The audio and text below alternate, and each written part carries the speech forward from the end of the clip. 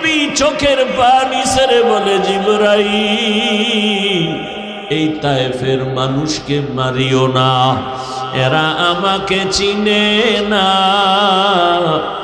এরা জানে না আমি কত বড় ইয়তীম।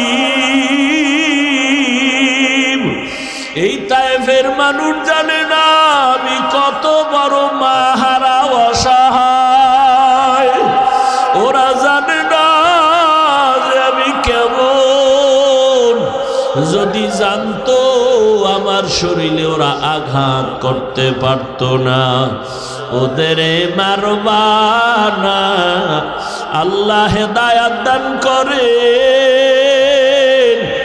ও আয়েশা, তায়েফের কষ্টের কথা যখন আমার মনে পড়ে, আমার শরীর থেকে কত রক্তের ফোঁটা যে ঝরলো, আমার ওই রক্তের কথা খেয়াল পড়লেই চোখের পানি ধরে রাখতে পারি না।